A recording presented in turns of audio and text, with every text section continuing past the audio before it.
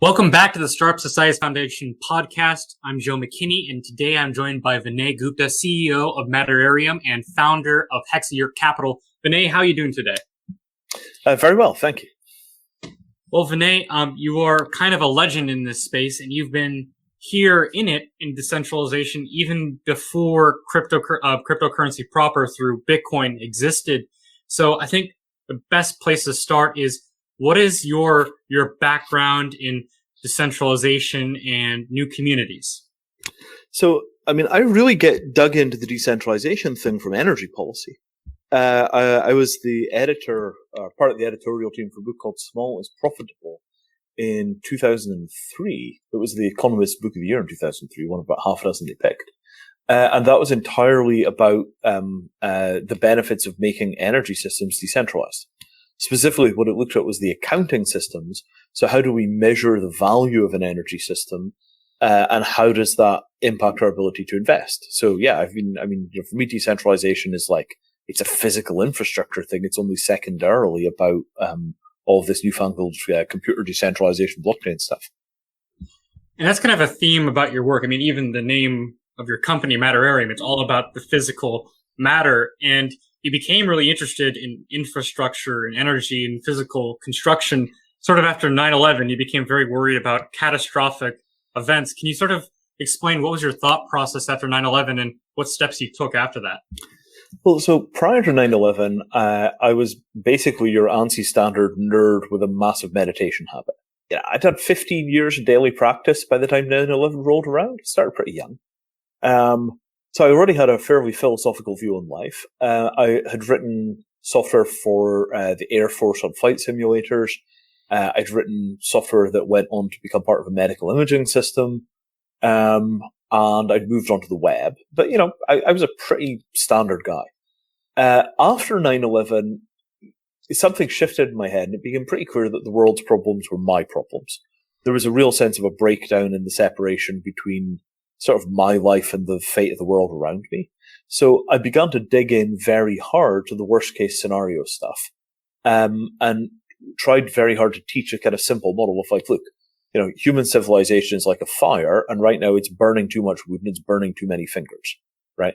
How do we create a situation in which human civilization keeps us all warm, but it doesn't burn us out of house and home and destroy the planet, and it also doesn't scorch so many individuals? And this approach of kind of trying to, rebuild civilization into a form where you could look at it with some pride rather than making excuses for it has kind of become the long-term project.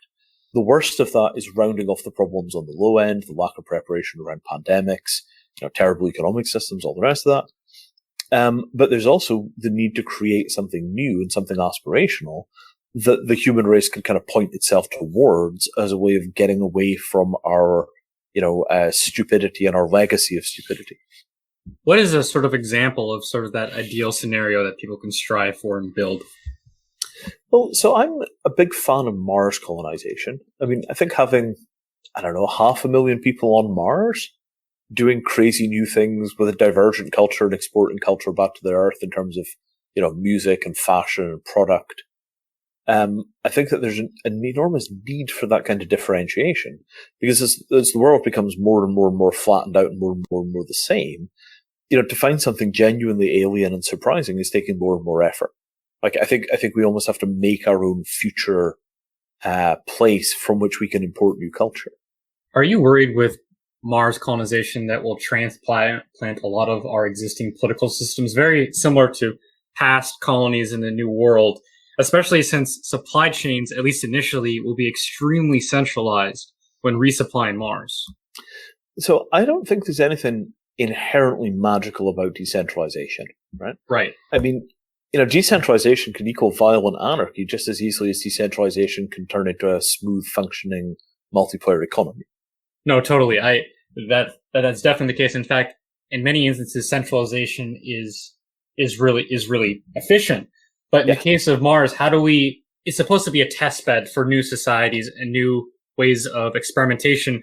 How do we make sure that it doesn't take all of the existing systems that we have here on Earth and just put them on a red planet? Well, so To be honest, the most likely governance structure for Mars is that the entire place is going to be run more or less like a submarine. I mean, a submarine is probably the closest thing we've got as an analogy to Mars. Like, if you've got a big nuclear submarine, it's got, I don't know how many crew. I want to say a couple of hundred crew. And, everything needs to be handled extremely carefully, right? If we don't keep a very, very close eye on everything on board, terrible things are going to go wrong.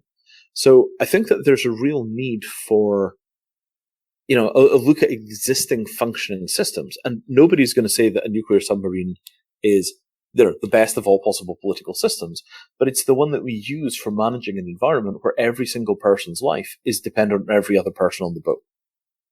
If somebody's dumb enough to prop a door open, for their convenience, and then you hit a rock and the whole, ship floods and everybody dies, that's what Mars is going to be like. Everything is going to be safety critical, at least for the first few years. Interesting. And I guess that's sort of where, in a lot of people's minds, but maybe not the concept itself, the dichotomy between centralization and decentralization breaks down. Because if you could have, like you said in your example, a submarine, which, to be honest, is run by a dictator, a captain. Mm-hmm.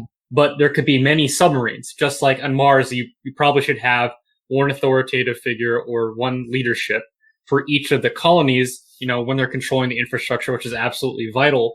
But maybe you have many of these centralized colonies interacting with each other in a centralized way. So again, decentralization doesn't return into a utopia, doesn't automatically produce utopia, right? Of course. The bottom line is that anything that involves space is going to be all safety critical all the time until we're casually good at running around on places like Mars, right? So we could have decentralized utopias on Earth. You could just pick some corner of, some relatively poor country that really wants to take a leap forward in the world, South Africa, Namibia, and you could basically just set up an area that was a special economic zone where you gave people really long leashes to do pretty much whatever the heck they liked, as long as they weren't harming each other. You could do that tomorrow morning, and it's a heck of a lot easier than doing it on Mars. You, to some degree, have that already on things like yachts, right? If you've got a bunch of people on yachts that decide they're going to meet up on some abandoned island in the middle of the ocean, there's no law there other than the people that are on board and the rule, the law of the sea. Somebody has theoretical jurisdiction over that island. Practically speaking, nobody is ever coming, right? So, to me, the challenge in things like Mars governance isn't so much about the autonomy of all the people that are there. The challenge in Mars governance is the responsibility that goes with the autonomy. We're all going to be interdependent. If somebody does the wrong thing on the wrong day, it's going to echo all the way through that colony, because if somebody loses a box of medical supplies because they drop them in the dirt and they get contaminated, you're going to feel that, because everything will be so very, very tightly balanced. It'll be like living inside of a Swiss watch. Do you think there's a series of technological solutions, or is this sort of a social or cultural thing that needs to be constructed? I think that that's massively about technology. I mean, every single object on Mars is going to have to be tracked. Everything's going to have to be traced. You'll need provenance. You'll need use history. The ability to find a 10 millimeter wrench in a hurry could be the difference between life and death if somebody's got a critical situation.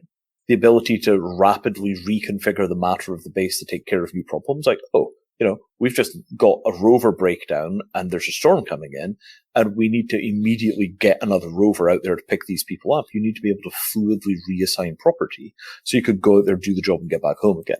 It's that ability to have fully interwoven cybernetic reflexive responsiveness that I think is going to be what the Mars governance experiment is really going to be about. Right? It's not going to be like Burning Man on the Moon. It's going to be something which is pure, beautiful, fluid integration between human needs and decentralized intelligence. So I guess when talking about, tracking, you're obviously referring to something that's like a distributed ledger technology. You've been involved in the space for a long time. How did you get involved with DLT? I know you got involved, with BitGold and early iterations of Bitcoin, but then you became one of the co-launchers of Ethereum. What was sort of the journey there? Yeah. So, I mean, my background in crypto goes back to the 1990s. I was involved in several little projects and then became quite heavily involved in the eGold ecosystem. And eGold was a physical gold in a vault with claims on a ledger. And it was run using pretty standard web technologies. They didn't even give you like digital signatures when you made a transaction. It was very, very trust-based. But they did their jobs and they didn't screw up, and they wound up with about $180 million worth of assets in the system. Maybe it's $120 million. And I thought that was amazing. Like, you could do microtransactions down to like a cent, and it was economically efficient. It was a fantastic thing. So after 9/11, I looked at the e-gold thing and thought, like, this doesn't have a future. The government is going to come and shut this down. And sure enough, they eventually did. And then I basically stayed in the energy policy space right the way through the Bitcoin years, because I knew from the e-gold experience that currency wasn't enough. All right. Yeah. So that obviously leads into your work with Ethereum. What was so interesting about Ethereum that you didn't get from the other projects? Well, it was smart contracts, right? Because what I knew was that if you wanted to build new social structures, you needed to be able to sort of assemble higher complexity objects than just payments. And I'd been watching the development of platforms like e-rights for many years, sort of waiting for something that would give us the ability to basically, write our own rules for a society or a microclimate, and just be able to write it down and make it happen, have the computers do the admin work. And what I saw with the Ethereum was that possibility coming over the horizon. So I quit my job in energy policy, just marched over there and was like, right, we're doing this. So one problem that your firm is addressing, the problems of Ethereum that Areum has, is sort of actually indicated in the name of Ethereum itself. When I told my family initially about Ethereum, one of the first things they said is Ethereum, like ethereal. That doesn't really denote a lot of trust when it comes to a currency or a financial system to be ethereal in the air. It needs to be tied to something tangible. Can you sort of say how Areum is trying to move from the world of bits to the world of atoms? Yeah. So, I mean, basically, we just want to be able to have smart contracts that refer to physical things. If I have a smart contract with you and it says that I'm going to, deliver you a hammer at 7 o'clock this evening, you're going to use it for 2 hours, then you're going to get back to me and it's going to cost you $1.50. We want that to be on a smart contract because the real world is made of tons and tons and tons of these funny little transactions. And if we can make it work for small stuff, we can also make it work for large stuff, right? I want to be able to say, how safe is this plane? And ask an AI to go and make an assessment of the plane's safety records before I buy a ticket on it. Like, hey, what's the safety record of this airline? By the way, could you check the maintenance logs of the airline before I buy a ticket? Like, I ought to be able to get that kind of information about the real world because we've got computers and they're amazing.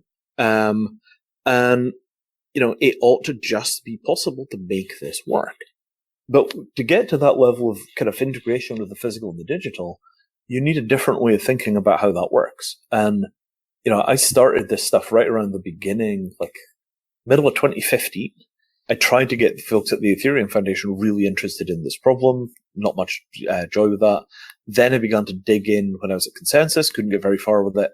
And eventually I had to go and just figure out how to do it myself. Like, okay, right, we're going to actually build this. We're going to build it as a product. And it just connects directly to Ethereum. It's just a way of deploying smart contracts in the context of some commercial infrastructure that causes the smart contracts to latch to matter and have legal control of it.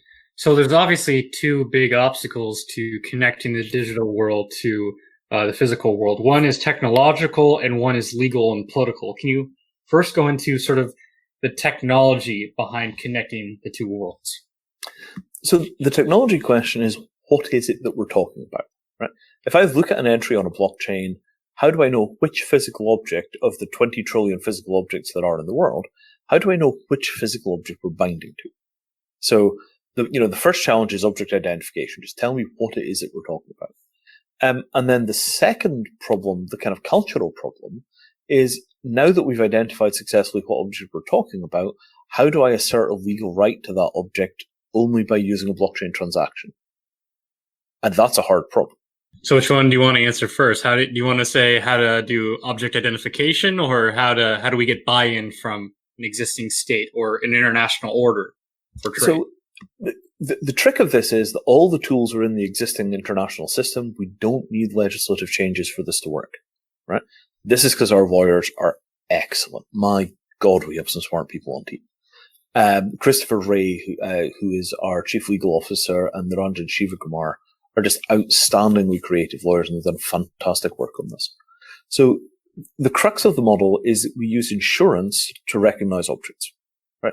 Somebody basically writes an insurance contract that says, look, this car with the following VIN number is a four-wheeled Dodge Cruiser with the following specification, and it's in the following condition, and here are a bunch of pictures of it.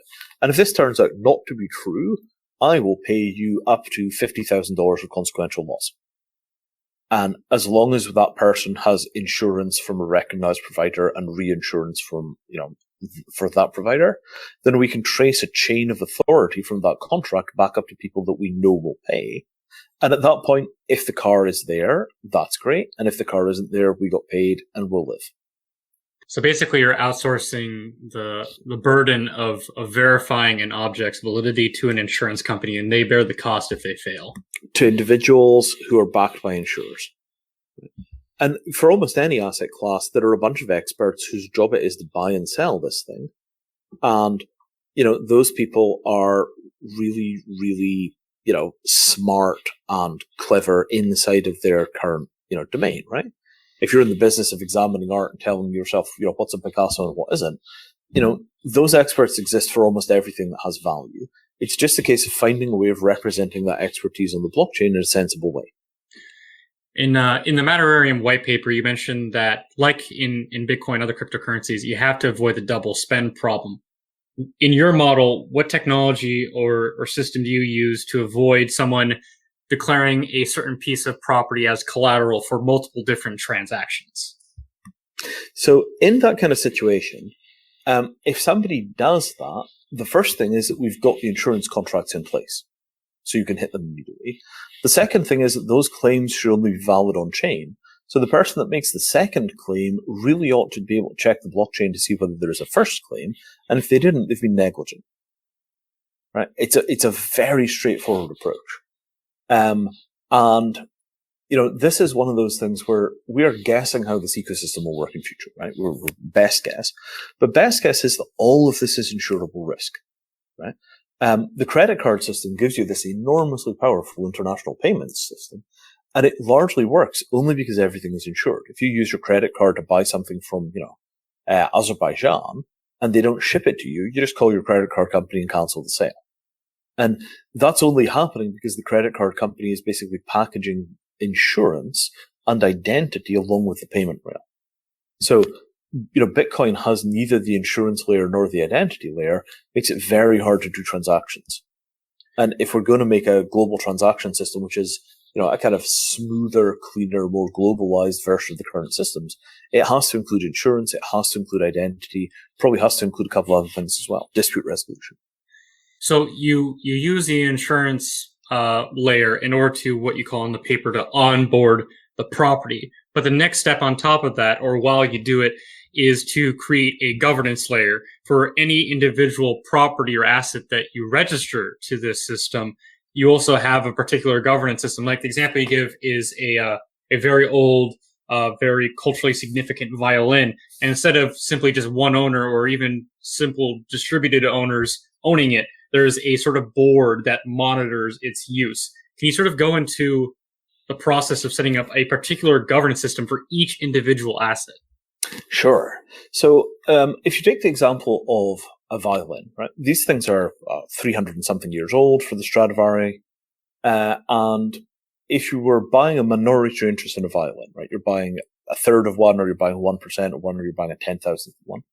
If you're buying this kind of minority interest, what do you do if an idiot with a lot of money buys 51% of the violin and then decides that they're going to take it to Brazil and play it in the rainforest? You really have a problem here, because the value of your investment is going to be destroyed by somebody else's incompetence just because they spent more money than you did on the deal. The 51% equivalent in the physical world. Exactly, right? Because, that 51% attack thing, that's just the rules of the game for ownership in most situations, right? It's inherently problematic. So instead, what you want to buy is you want to buy the asset with governance. So I will buy a share of this asset, but I'm buying a share of this asset on the basis that the following board of directors will manage the asset with my best interests in mind. And if they don't, we'll get rid of them and get a new set in. So for a violin, that might be people playing the violin. It might be previous owners of the violin who've got a long heritage of taking care of it properly. It might be musicians, curators, people who maintain violins, luthiers. It might be dealers, historians. In some scenarios, even composers. You bring together those people because the asset being under the governance of that board greatly increases the value of the asset. It lowers the risk when you buy it, but it also greatly increases the risk that intelligent and creative things will be done with the capital. Excellent. And while you mentioned it makes sense because as far as I can tell, almost all jurisdictions recognize the claim of recognized insurance companies. So that's the way they get buy-in from the traditional system. But it still pays to have some sort of jurisdictional pilot project. Is there any type of jurisdiction or even a series of sub-jurisdictions or special jurisdictions that you are planning to roll out your project as pilot ground? Yes. So the trick for us here is the international financial center system. So in many places in the world, so Dubai, Singapore, I think Bahrain, a couple others, Hong Kong, they have international financial centers which operate under City of London law. And once a year, they take whatever the current statute is in the city, they package it up, and they re-implement it in these places so that a contract which is signed in the Dubai International Financial Center or the Singapore International Financial Center are on exactly the same legal footings if they've been signed in London. So you're not interacting with the Singaporean legal system, you're not interacting with the Hong Kong legal system, what you have is a pool of the English jurisdiction inside of these countries.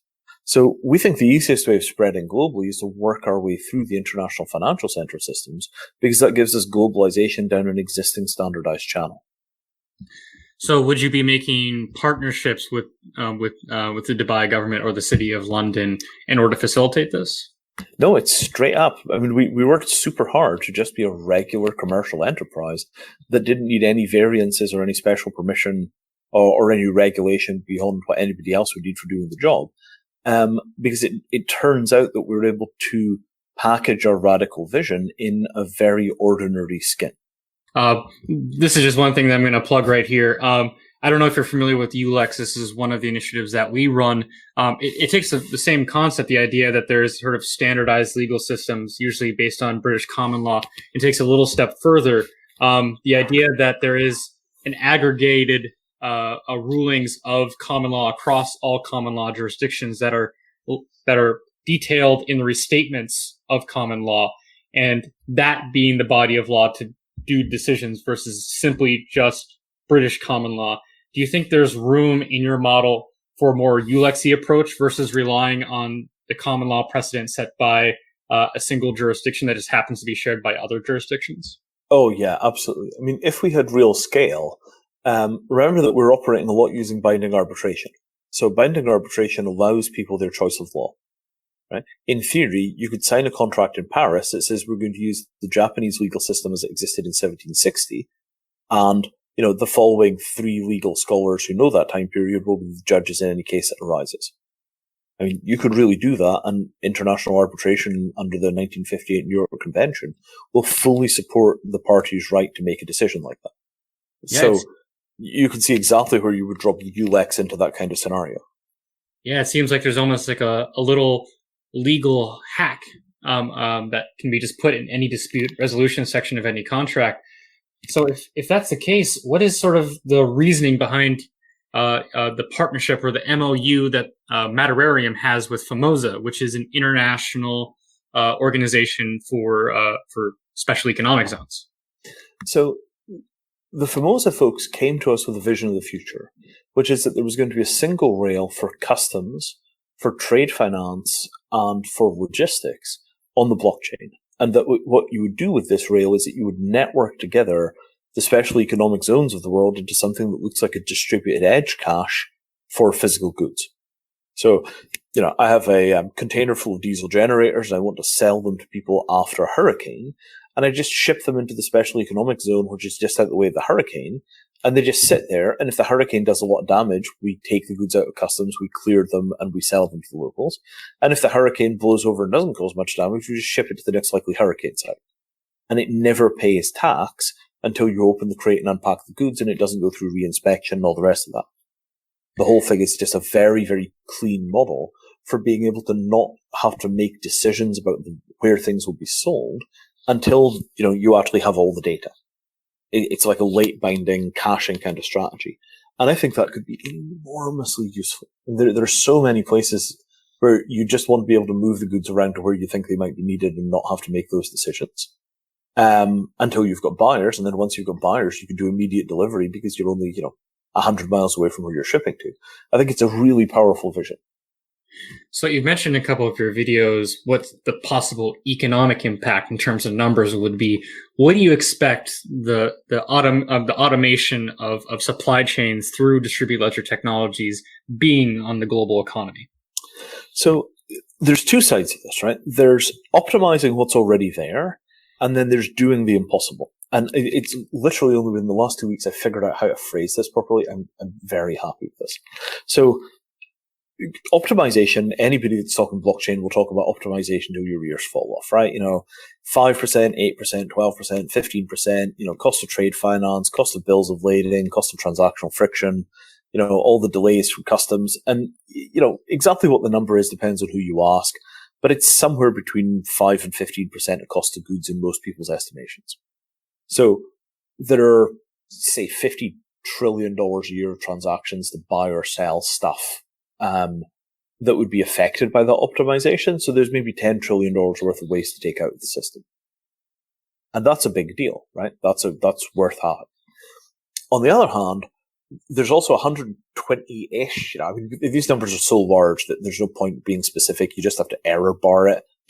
There's maybe $100 trillion of assets which are underutilized. Empty apartments, empty factories, empty warehouses, vehicles that aren't being driven, farmland that isn't being cultivated. And if we had really, really efficient fluid markets, it could be, for example, guided by artificial intelligence, we might be able to put all of that stuff back into use by finding buyers for it.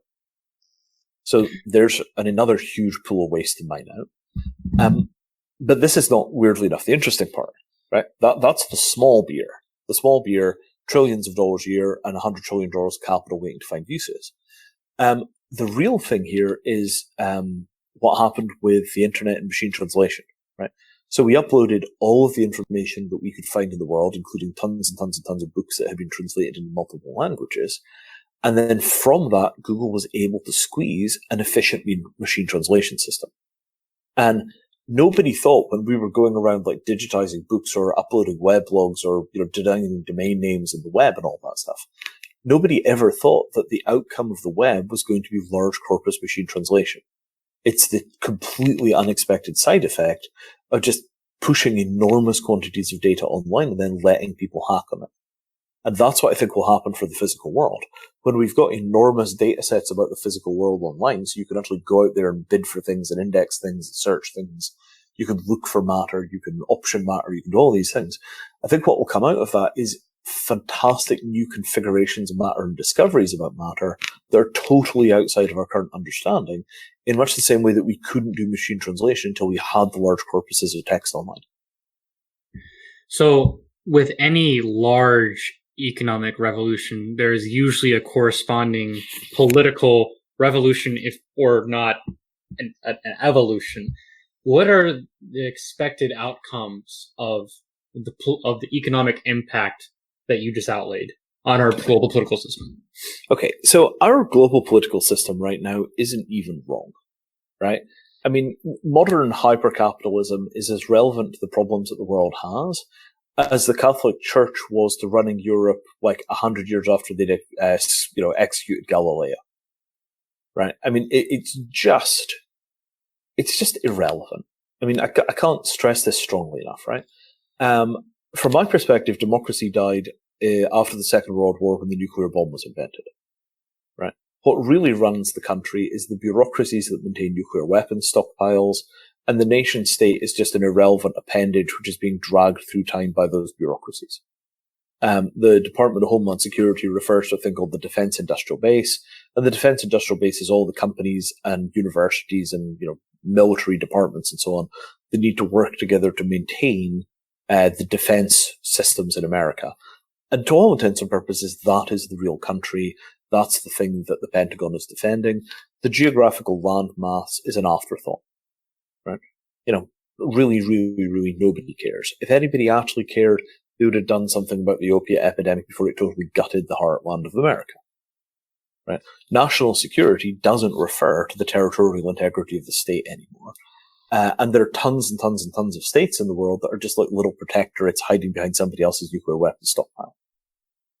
Like the European Union is basically the French nuclear deterrent, and the areas that the French care about enough to nuke you if you invade.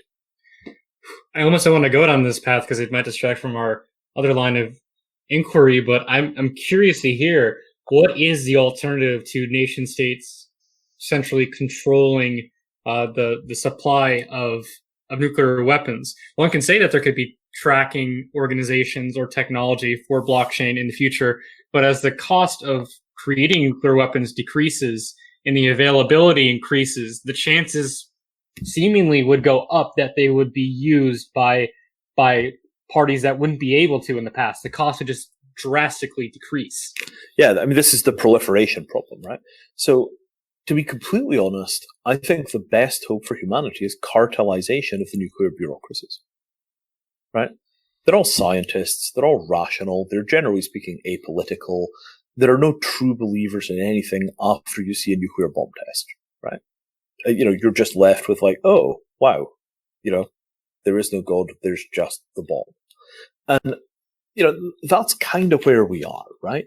We're in a position where the people that actually have the power in the world are almost certainly apolitical scientific atheists sitting on top of nuclear bombs, trying not to get stampeded into using them by the lunatics that they work for. So you're endorsing a sort of a technocratic cartel.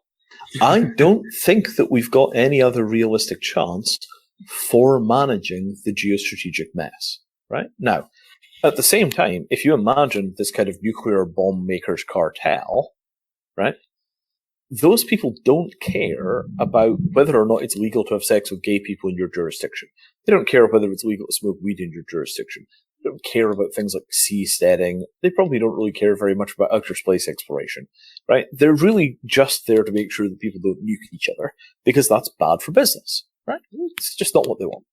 And you could tell because they've successfully managed not to go to nuclear war, despite 70 years of politicians trying to force them to do that, right?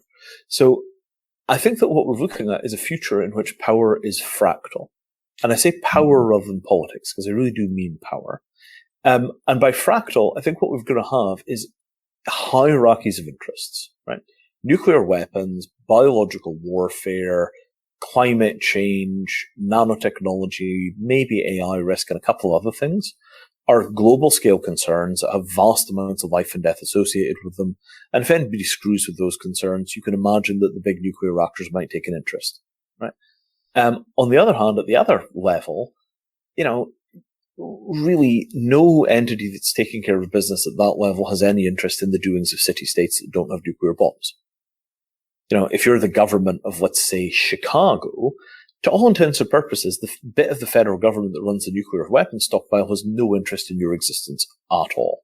There might be a couple of suppliers of like beryllium gaskets or something that are like, hey, yeah, we buy those from the guys in Chicago. But other than that, there is no relationship between these entities. So we should basically stop pretending that there is, right? I think basically we're going to go into a future which is largely city-states that manage trade and nuclear bureaucracies that manage defense. And I think the rest of the state is going to hollow out almost completely because it just makes no economic sense for it to be there. So, God, this is such an interesting thing. I just want to delve into it just a little bit more. Yeah, sure. So, in terms of this bureaucracy, I think you might be falsely assuming, or maybe I'm missing something here, that the actual agent will be the scientist, the level-headed person. But there's sort of a principal agent problem because of this cartel is not going to be financed by scientists. It's going to be financed by industry or capital or some sort of government or a city-state. And if that's the case, couldn't that cartel be influenced or be used against certain city-states and used as an agent of war?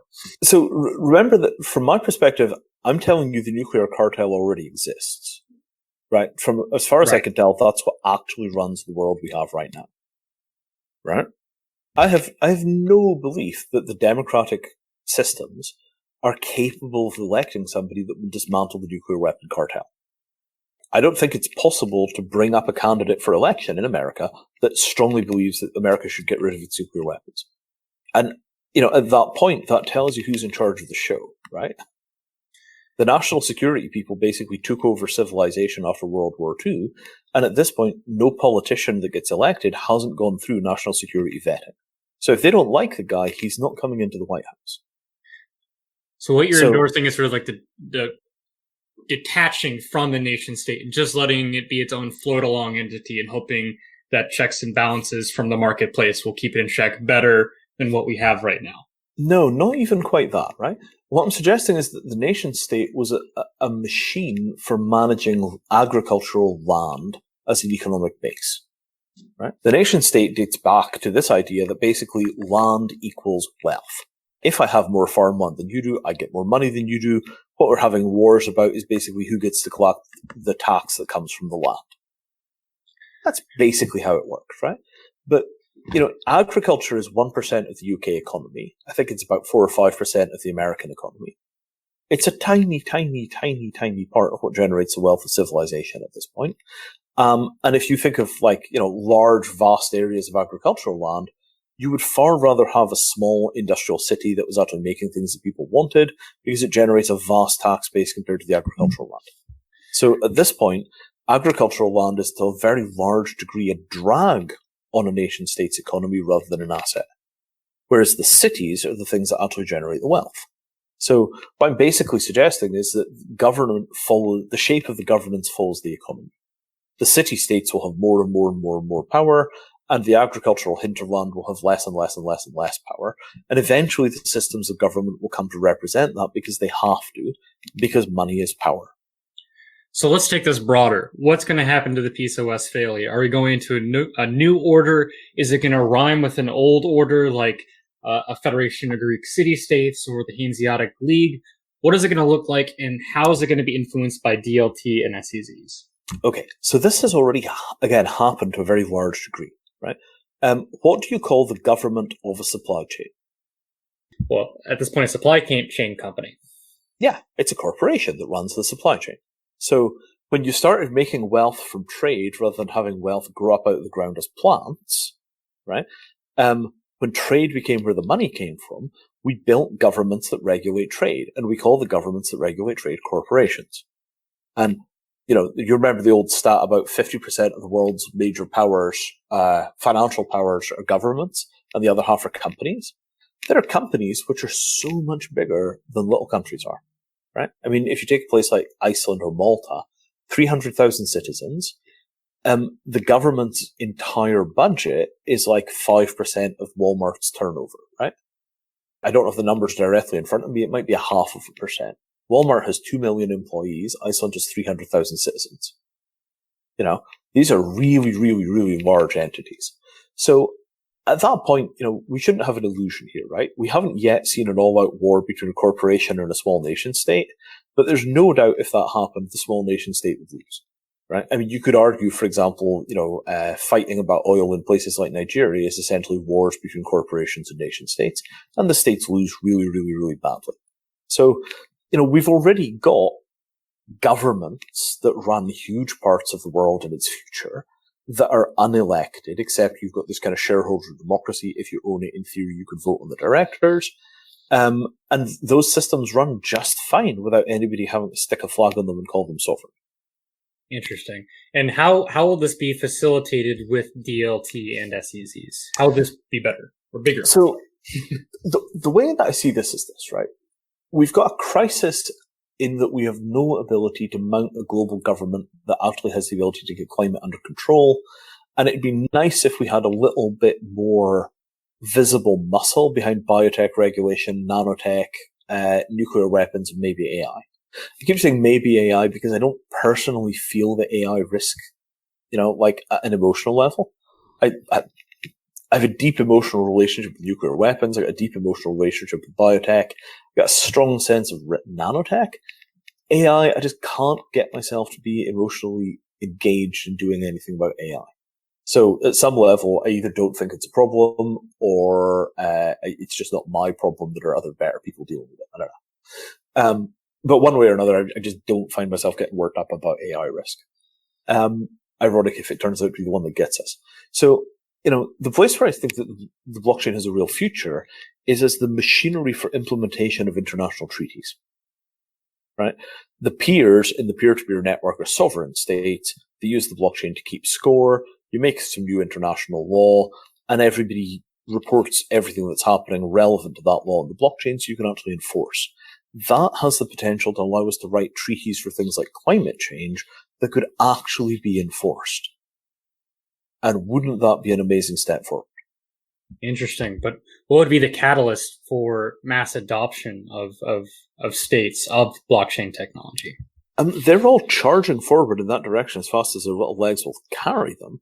Because, they all want to get things done at the international level, and the international machinery is currently really, really bad. Like the actual implementation processes for international treaties are terribly slow and cumbersome. Nobody trusts anybody. They're all a bunch of thieving bastards. So, once you put something like a DLT into the system so that you can actually keep the game straight, it's very possible to have a peer-to-peer network where all the peers are sovereigns, and they use it to keep track of what the other guy is doing to make sure that he's keeping his deal.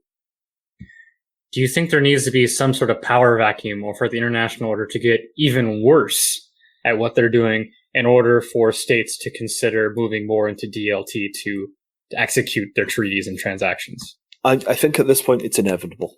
I mean, you have, Microsoft and IBM and Google and Facebook and everybody else charging towards the blockchain as fast as they can get there. And they're just going to sell it into government, and governments are going to solve a whole bunch of their problems using it. And, one thing will inevitably lead to another. I don't think there's any question that this is the way the future goes, because it's the cheapest, easiest way of getting everything done. And governments are lazy and cheap, and they can never afford to do everything that they want to do. And the big corporations that help them decide how they're going to do their technology have all settled on some variation of DLT as how business is going to get done. There are some hard questions about which DLT and who will control it at a technical level and how you'll handle the cryptography and all the rest of that. This is not quite a done deal yet. But the general direction of travel is very, very clear. 5-10 years from now, the first international treaties which use blockchain for day-to-day maintenance of the treaty will come up. And then after that, it will just become how business is done. I am absolutely sure of this. Well, then we obviously have a lot to do, and you got to do it fairly quickly. And it seems it's all about the Internet of Agreements, and your firm does precisely that. What are some concrete, practical steps, partnerships, development that your firm is taking to make it all happen? So I want to say a little kind of personal note here about my politics versus what I'm talking about here. The analysis that I'm giving you here is my analysis of what I think is true and what I think is inevitable. What I would prefer is an enlightened, integrative, synthetic anarchy, right? I would like for people to have as much freedom as they can have without chopping off their own fingers with a saw, right? But I also like there to be a world in which everybody has healthcare, And for me, I've largely given up on political vision, and I'm just focused on traction, right? Because the problems that we've got are insoluble inside of the industrial paradigm. If we don't get far away from the industrial paradigm and deep into post-industrial space, there's no way that we're going to be able to provide a decent standard of living for 9 billion people. And if we can't provide a decent standard of living for 9 billion people, we're going to have constant war or genocide.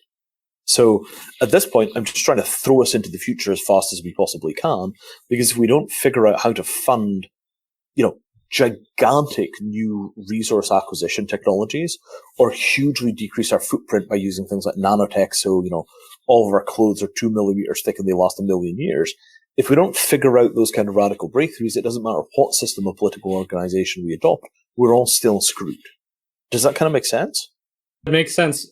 We got to make sure that we have a realistic view, and sometimes that's a little bit dark, but if we address it out of the gate as soon as possible, maybe we can do something about it.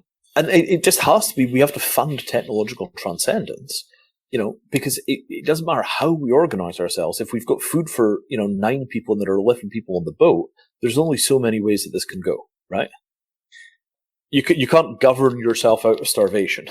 You can only use your governance to get you more resources. It's almost a classical Marxist interpretation. And I mean this very specifically, the idea that if you have material abundance, it becomes to a point that states and even markets to a certain extent break down. Is that sort of a similar Yes. vision? It's just that, a lot of problems are not soluble in better governance. They're just soluble in better technology. Like, you just can't govern, like, if you think of, like, if you go back, like, 600 years, right? There's no way that you could govern medieval Europe out of poverty that doesn't involve technological change, right? There's just no possible social configuration that will produce general welfare with that level of technology.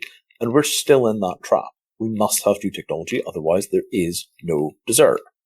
So maybe perhaps we'll go to a sort of Star Trek type of existence where everyone has their baseline. They're able to go out there and explore new worlds.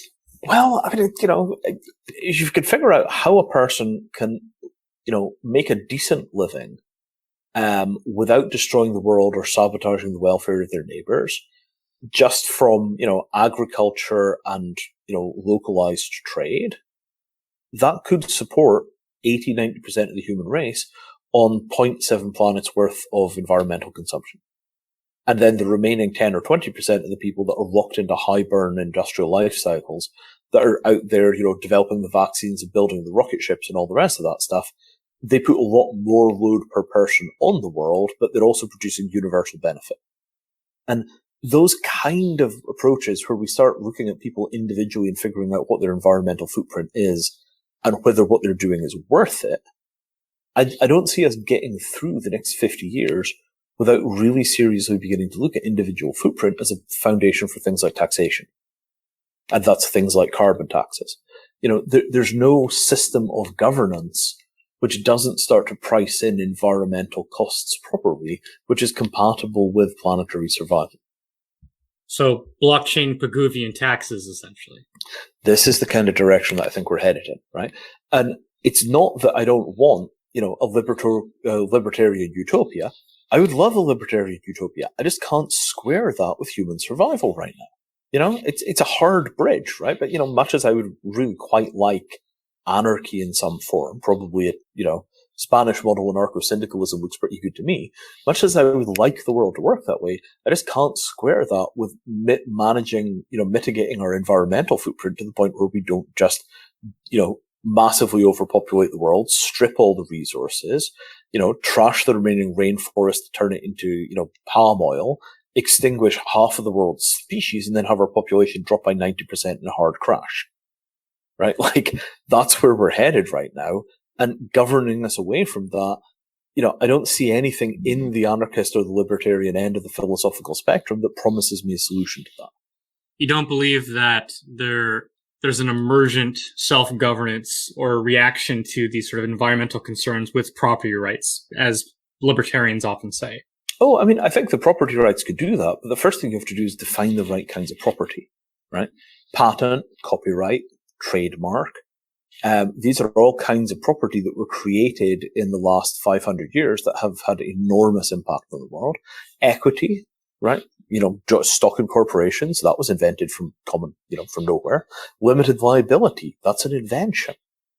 Practically all libertarians want the corporation to be the foundation of, the way that social structures are built. But the corporation itself is invented by the state and handed to people as a limited liability subsidy, right? The limited liability is literally a state subsidy.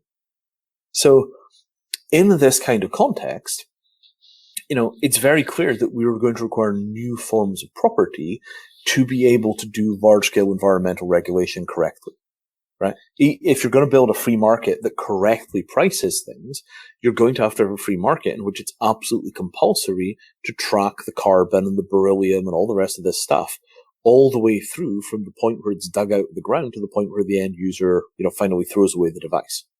And every single gram is going to have to be paid for. And sure, if you set up a market that works that way, I think you could have the free market run the world, but there's no market for such markets. Yeah, I'm going to be honest. I mean, I'm sure this is a technological problem that we solve at a certain point, but the sheer magnitude of verification necessary in order to determine each individual's carbon footprint so that they can be taxed seems astronomical. How would you secure an army of oracles that are accurate enough to work this out? No, it's super easy. It's so simple. I don't know why people don't talk about it more. How many companies are there that actually dig oil out of the ground? Oil or coal? Like 1,000? Right? They're all right? Not many. Really not many. They're all regulated. They're all paying taxes to somebody. So you simply track how much oil they take out of the ground. And every time somebody buys oil from them, the money goes into the company, and then what comes back out of the company is a receipt for the amount of carbon that you emitted. So, if I buy, 30,000 barrels of oil from, United Carbon Producers, right? United Carbon Producers hands me a receipt for, whatever it would be, 15,000 tons of carbon emissions.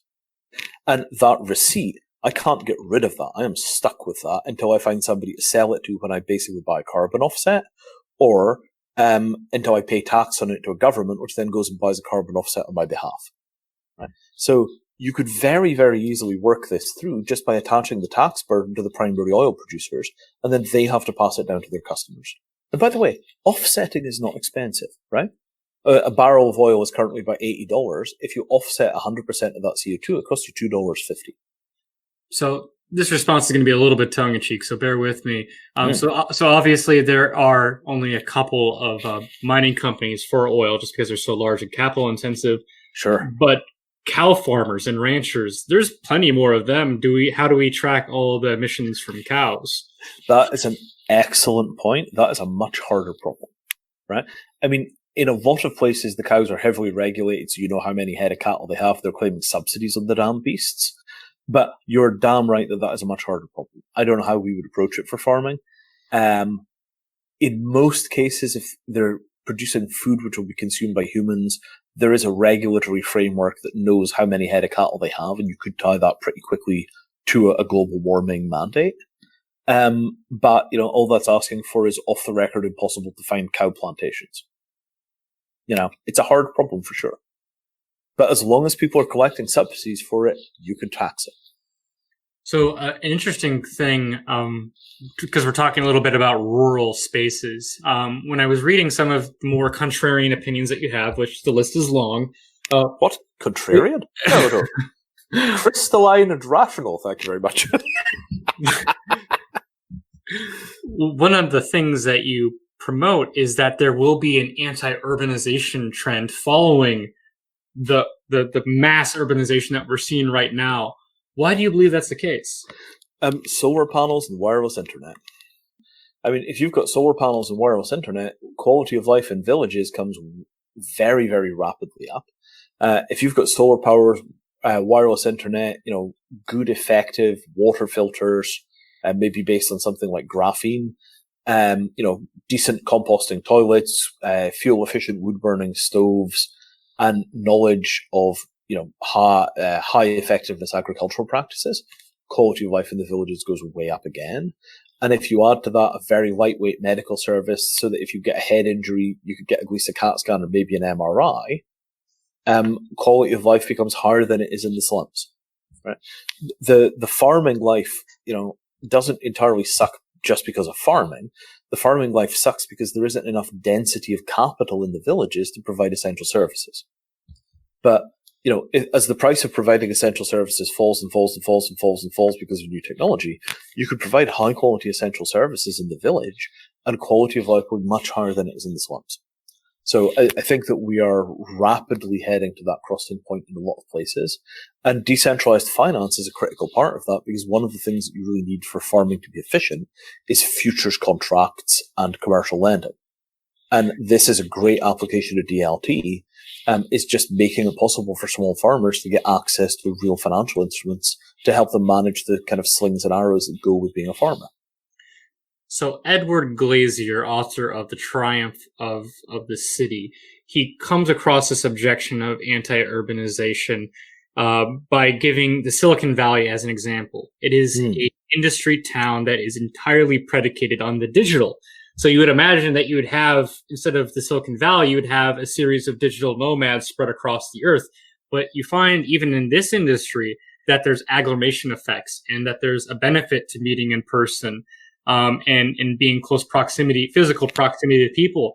How does your sort of prediction sort of square with that fact? If you're a farmer, those effects are much smaller than if you're, say, an artist or a programmer. And 70% of the human race, their occupation is farmer. But do you think that would be the case for long, especially with automation? I mean, we're already getting to a point where farming is just a single dude with a tractor or a couple of tractors. And we're going to get to the point where fully automated tractors, you could basically just have a corporation own land and have a bunch of robots going over hundreds of square miles with not a single person on it. Sure. I mean, but, mechanized agriculture is for rich people, right? Poor people farm with shovels. And that's literally half of the human population. And you don't foresee them moving into cities and taking up jobs like programmer or like artists or other professions that will be in the future? I think that there are a limited number of carrying slots for people in the urban world, right? I mean, the urban economy doesn't work without cheap oil, right? It just stalls out. The ultra-cheap solar panels are coming really, really, really quickly, but there's no advantage to being in an urban versus a rural location for solar. In fact, in many ways, you're better in a rural location. I'm just not sure that the quality of life equation always points towards urbanism. And I mean, if you think about London, for example, London is a place where people come when they're young. They make a career here. They hit middle age and they've got some seniority. They want to, take their kids and they move out of London to raise their kids. Nobody really wants to raise their kids in a city, even a city as diverse and as fascinating as London. So I think that there's a strong tendency for people that have a choice of where to live to either move right into the urban core or to move into the villages. Now, that is something I definitely will agree with. There is real psychological effects of being in nature. For me personally, and with many others I've spoke with, obviously, spending time in a large, dense city center, there's a tremendous amount of relief of just spending an afternoon in a park or in a forest. And I think do you think there'll be just sort of this nuevo Luddite movement where there's a movement away from a lot of technology use in our phones and maybe even urbanization itself? No, I think the rate limiting step in urbanization is just it's too expensive to live in the city, so you stay at home and farm, right? I mean, this is just sheer, just straight up brutalism. There might be a bit of rootless global nomads moving to little villages in Thailand or Korea and living close to the land, but they're still basically just travelers, right? What I'm talking about is the 50+% of humanity that are dirt poor, don't have the option of moving to a city because they can't afford it, and they're just going to increase their quality of life with technology right where they stand, right? It's the folks that don't have anywhere to go that are going to make the improvements in quality of life using technology for the rural populations because they are the rural populations. They're just going to stay right put, they're going to buy the best gear that they can afford, and they're going to go through a quality of life revolution, frankly, that we wouldn't believe, but it's already happened. Like solar lights in Africa are selling like hotcakes. They've totally wiped out the need for kerosene in most houses. And the quality of life jump is enormous. It saves them like $100 a year of kerosene spending. And it improves general health enormously because you're not breathing kerosene fumes all day and people don't die in house fires. And that, nobody engineered that. Nobody architected that. It was just plain old market dynamics, supply and demand. And that's the kind of stuff that I'm talking about coming. Because when it's not just solar lights, it's solar lights and energy efficient stoves and, cheap Wi-Fi mesh networking gear or, you wind up in a situation where you've got people, sitting at home watching HBO in a thatched mud hat, and they charge the Android tablet with the solar panel, and you get 3 or 4 hours a night of viewing, and then you've got to charge it again the next day. Like that life style is coming, and I think the quality of life could be remarkably high because that's basically Jeffersonian democracy for you. That's the kind of future that Thomas Jefferson imagined for America. Absolutely, an agrarian-based democracy based on land ownership. And cheap access to education because you've got the internet, so you don't have this terrible problem that books are expensive and the peasants are ignorant. Now the peasants might be better informed than people in the cities because they've got more time to read. No, absolutely, and it also indicates why it's so important to have your project move to the physical world because of right now we have a glut of information but a severe deficit in education. And there needs to be a way to get the internet to be beyond just simple influx of useless information to be tangible goods and results. That's right. That's right. And I mean, for me, this is just like, it's the next horizon, right? We break through into the physical world. We lay hold of the territory in the same way that the digital guys laid hold of information. And we do for the real world what the internet did for data, right? Every physical object has an identifier, like a URL, but it routes to the physical object. You can pull the metadata about the physical object back. You can learn about what it is. If you could write to the metadata because you've got the right permissions, you can do things like change the ownership of the object and a court will recognize the change, right? That's the world that we want to create, right? A world where you can read and write to the physical world using computers so that we can apply optimization to the physical world to stretch the resources further, to discover new patterns. You know, what's the equivalent look like of machine translation if we had all the data from the physical world? Right? Here's all the information about French. Here's all the information about German. We can put them together. We can translate. Nobody thought that that would be a side effect of the internet coming to data. What happens when the internet comes to the material world? I can't even imagine what we're going to discover and what we're going to invent once that works. All we're doing right now is this tricky kind of amphibious stage where, you know, the internet people are basically just, you know, doing the agonizing climb up the beach. And we tried it with the Internet of Things, and it wasn't that successful because that wasn't the internet that people wanted in the real world. It was great for power companies, but it didn't really do anything for individuals. We tried it again with mobile, and that's given us a little bit of leverage. You know, but we're still living in a world of anonymous objects. And once we've got digital handles on things, that's really where the creativity starts. That's when the fun begins. So, Vinay, we're nearing our time here. So for the last question, you said that the timeline where you expect exponential change in the Internet of Agreements is about the next 5 years. Can you tell me what you expect your firm and the market to do in the next 5 years? Well, so we are right about to detonate the bomb, right?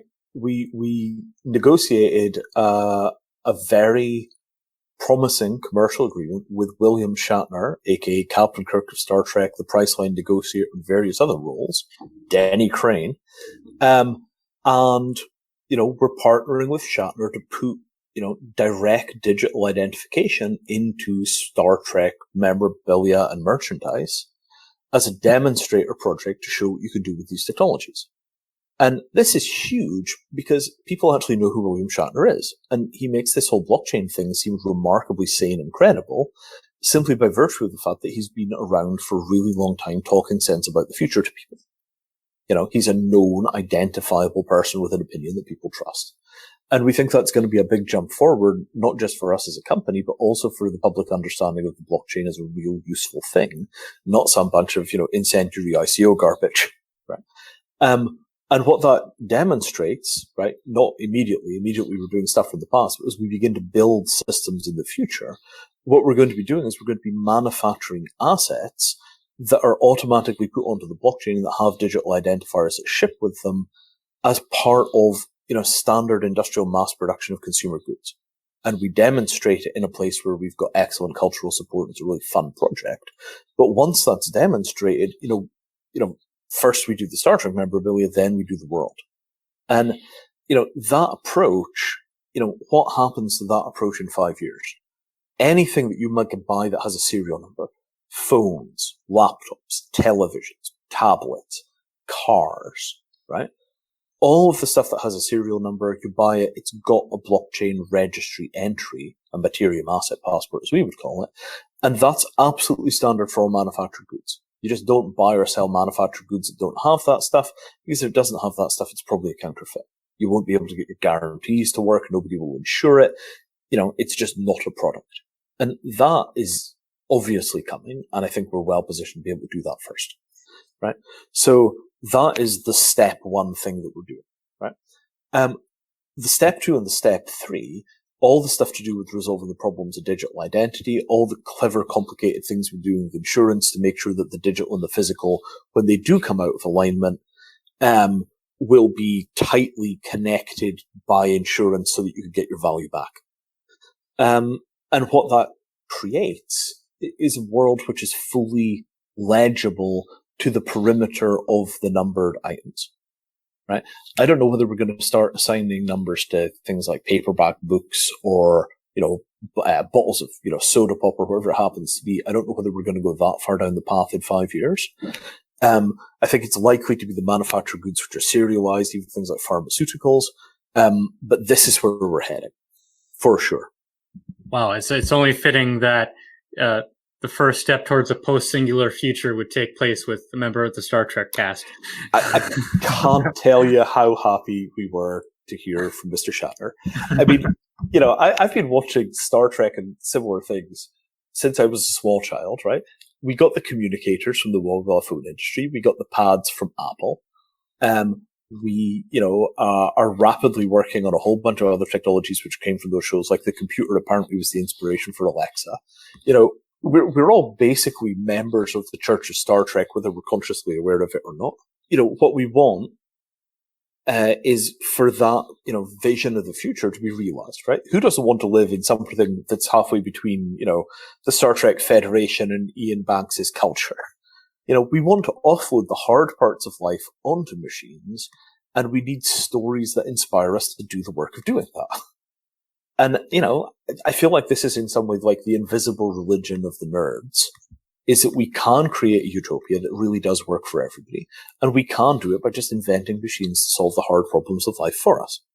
Well, Vinay, it's been inspiring talking to you. We have a very clear and grand vision of the future, and it's going to be orchestrated by new models of governance and new technologies. So thank you so much for being on the Sharp Science Foundation podcast, and we'll talk soon. Yeah, this has been really fantastic. I really enjoyed it. As always, I wish we had a chance to talk about those poor kids with their seasteading incident in Thailand and all the other weird jurisdictional stuff. Can I leave listeners with one last thought on this? Yeah, absolutely.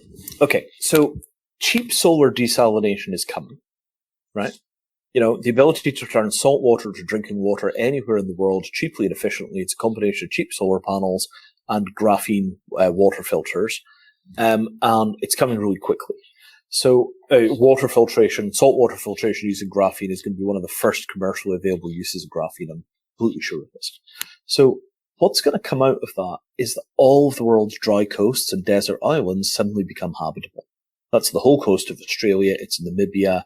It's millions of little Pacific atolls in the middle of nowhere, where right now freshwater supply is the thing that stops people living in these places successfully.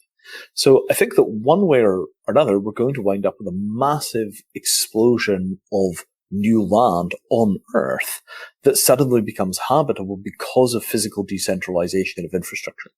Once you could get clean water anywhere in the world, as long as you're within reach of the sea, and it doesn't matter whether there's any infrastructure there at all, huge amounts of terrain become habitable that are currently completely uneconomic for anybody to live in. So I think if people are sharp and alert and are paying attention to the technology and they're not shy of getting things done when the time comes, huge amounts of new land are about to become available for colonization inside of existing nation states, but in places so remote that nobody really cares how you live. So I would commend these technologies to the people that are interested in freedom as a lifestyle, because I think there's an enormous opportunity opening up.